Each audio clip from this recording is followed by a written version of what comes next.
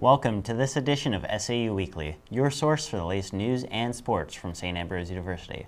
I'm Cooper Alt. And I'm Malu Coelho. On Wednesday, SAU's School of Social Work hosted the 26th Annual Social Justice Conference, and even after 25 years, it's still finding new ways to promote change. SAU Weekly's Malu Coelho takes us there.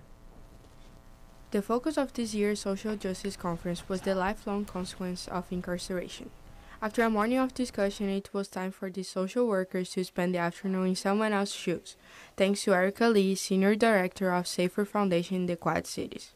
It's a great opportunity for people to walk in the shoes of somebody that's coming out of incarceration and face the barriers that they face, whether that's transportation or housing or getting access to public benefits or getting access to social services. The afternoon was highlighted by a re-entry simulation for attendees to experience the barriers of those facing life after incarceration.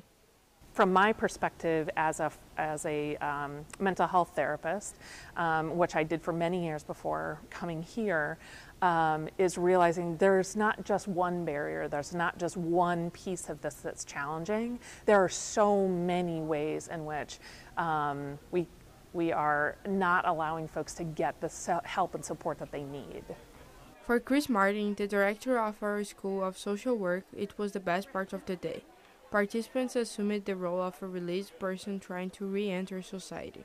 It also does a good job to simulate how people end up back in jail or prison because of opportunities that they have or they don't have, or they don't know the resources, they don't know how to coordinate all of the mandates that they have to get done, or they don't have support, they don't have family, they are back in the shelter very quickly, or they end up back in jail very quickly. Participants faced many challenges while going through the levels of the program. It was really hard. I tried to do everything I could to be successful, and I didn't. But I did learn week by week different orders of things and how to do it, but I still wasn't successful in everything I was supposed to do at any point. I think that it's a really great exercise that I wish that we could do with elected officials. And employers, and some of the different players that are working in the community that work with folks with records. Sometimes the system in itself is just broken, so even just taking a deeper dive into, yes, this may have been one person's situation, but what if there's several other people that are facing this and this is their hardship? How can we fix it? How can we change it? Starting small to promote widespread change. For SAU Weekly, I'm Malu Coelho. Thanks, Malu. You can also join the Masters of Public Health program and World Relief Quad Cities for refugee migration simulation. The inaugural event will host 2 sessions in the Lacrosse Center ballroom on April 10th. Over spring break, marine biology students got to go beyond the classroom for the trip of a lifetime. They spent a week in Belize snorkeling and learning about aquatic ecosystems. The purpose of the trip was to provide students interested in marine biology with a hands-on experience that allowed them to apply what they have learned in class to a natural environment. We stay at a field station called Belize Marine Trek. They bring college kids in, just like our class was. They take us out to the reef, and so we dive on the reef. We do snorkeling 2 to 3 times a day for every day that we're in Belize. So my favorite part of the trip is seeing the students actually get to see intact barrier reef. So if they've ever gone to the Bahamas or Jamaica sometime with their families, they'll see those reefs, but they're not intact like they are in Belize. Definitely went with a really good group of people and 2 awesome teachers, so it was definitely something I'm going to remember forever. Dr. Hatfield had been on this trip, I think he said somewhere around 8 times before, so he definitely knew Belize really well. It definitely made me sure that I want to go study the ocean, just being able to be out there every day and get to look at all the, not only the interesting fish, but the corals and just everything about it. From Davenport, Iowa to sharks, stingrays, and salty ocean air, the trip is one example of the unique opportunities SAU has to offer. To learn more about how to study abroad, you can contact Ethan Ganaway at studyabroad@sau.edu. Student campaigns for SAU's Student Government Association are currently underway ahead of Election Day on Thursday, April 11th. In this week's What's the Buzz, Colin Negan sits down with current SGA President Slade Diaz to discuss the importance of these elections and what you need to know before Election Day.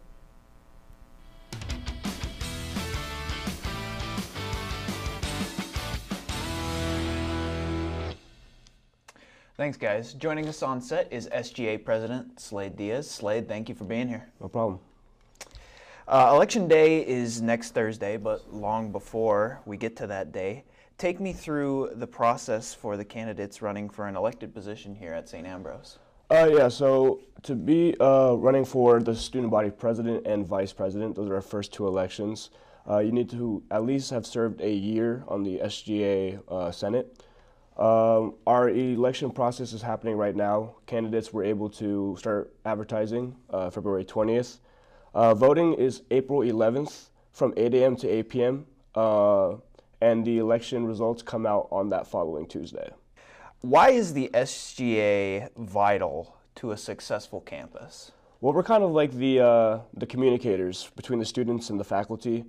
Our SGA Senate, we have so many different positions. We have 5 class representatives from freshman, sophomore, junior, senior. We have 2 athletic senators that represent the whole athletic field, 1 non-traditional senator that represents the commuter students and those transfer students. And then we have our SGA board. So we're kind of the, what I was saying, the communicators that help them to show their concerns about whatever it may be in the school and what they want to see changed or added into it. And we kind of translate that to the higher ups to get that into motion. Yeah, you guys cover a lot of bases. Yeah. That's good. Why do you encourage students to get out there and vote via email next Thursday? Well, if you don't, then there's no reason that your concern should be a problem. I mean, if you really want the person that you think should be best fit in that office to represent your ideals for the school and what you think should be happening on this campus, it's up to you to decide who you want to represent yourself in the student body. Here's the list of candidates for this year's presidential elections. Chase Mason, president candidate. Ty Tinkham, vice president candidate. Jack Day, president candidate. Anna May, vice president candidate. Hector Izaguirre, president candidate. And Brianna Newmiller, vice president candidate. Slade, before we go, let the students know how they can vote next Thursday. Yeah, so next Thursday, in your Google email, from 8 a.m. to 8 p.m., there will be a link for you to vote. All you got to do is put your school email in and vote for the candidate you want. You can either choose the boxes or write in a new candidate. And then we also have for our other senator positions, election packets come out today, and they are due on April 15th, and elections for those senator positions are April 18th. What you have to do is get a petition signed from the Student Activities Office and get 50 signatures on that petition and turn it back in. Awesome, man. Well, thanks again for being here, Slade. Best of luck next Thursday. Back to you guys. Thank you. Thanks, Cole. Coming up next in sports, our cheer and dance teams make history yet again with more record-breaking performances at Nationals. And senior pitcher Erica Ralfs breaks a decade-old softball record. Join us as we take you inside SAU Athletics. Stay tuned. Their third straight trip to the national tournament for the 92-47 crowning of the College of St. Francis. Robin Becker led the Queen Bees with 27 points. This victory raises the Queen Bees record to 34-1. The third time could be a charm for Lisa Bluter's squad. This year's team has something the last 2 Queen Bee tournament teams haven't had.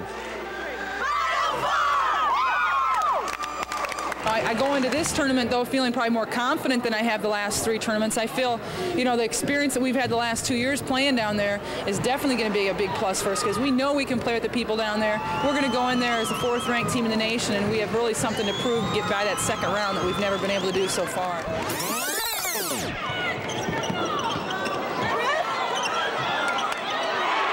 Something we've been doing well all year long is rebounding. We lead the nation in rebounding, and considering we really only have 1 starter over 6 foot, that's pretty good. I mean, that's really working hard to get the defensive position and to box out. I think this is really going to be a boost to our confidence because I think the girls respected Central State. And they know that they can play, they can beat a Central State. I think right now they've got to feel that they can play with anybody.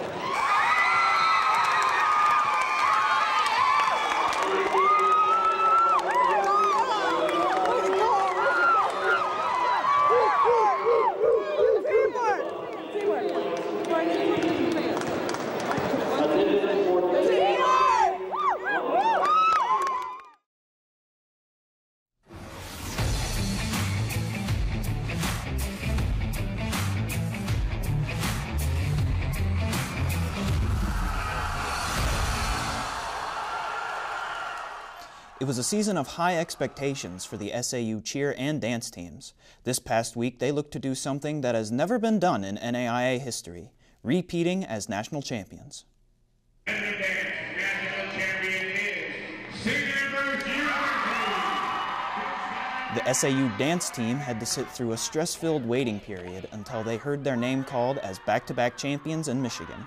They barely pulled ahead of the second-place finisher with a stellar routine, putting them just a half a point ahead with a final score of 92.63. As well as taking home a trophy, the Bees had 12 dancers named NAIA All-Americans, and Josie Kaffenberger earned NAIA Dancer of the Year recognition. Next up is the SAU cheer team, looking to become repeating champions as well. 97.28.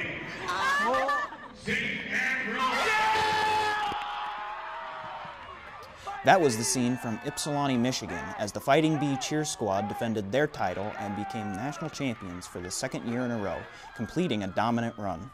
The cheer team had a record score in prelims at 97.87, and the winning score was again impressive at 97.08, giving SAU cheer 4 national titles in the last 8 years. SAU cheer also crowned 10 total All-Americans, as well as co-cheerleader of the year.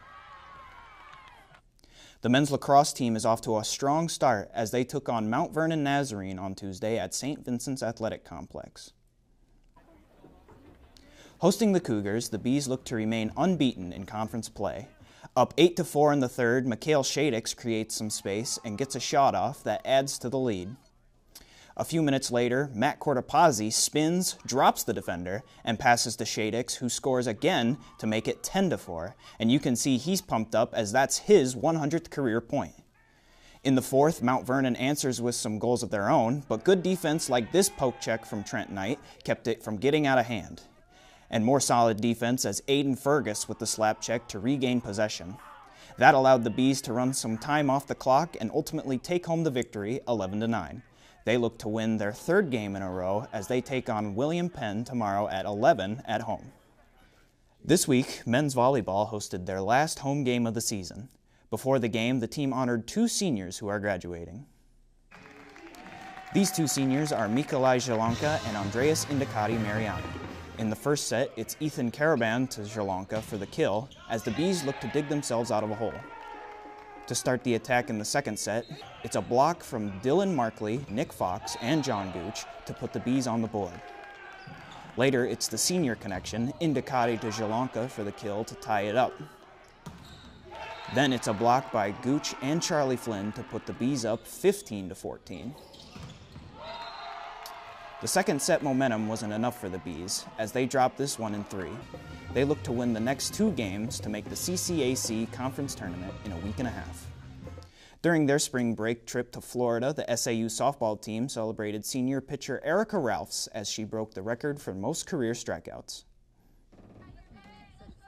Ralphs, a 5th-year senior from Davenport, Iowa, became the St. Ambrose softball career strikeout leader when she struck out 4 in the first game of doubleheader against Weber International. The record was previously held by Janelle Cook's 312 strikeouts from 2001. Honestly, it's really hard to describe because it's something that I've been working towards for a long time, and I set my eyes on it my junior year here and realized that I had a chance of getting it. So honestly, the moment of breaking it was unbelievable. You know, you've been working so hard for something for so long, and it's just a dream come true for that.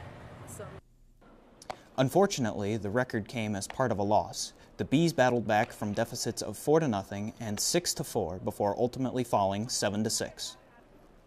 And that'll do it for Inside SAU Athletics. I'm Cole Negan. And that's all we have for you on this edition of SAU Weekly. We'll be back next week with the latest news and sports from St. Edward's University.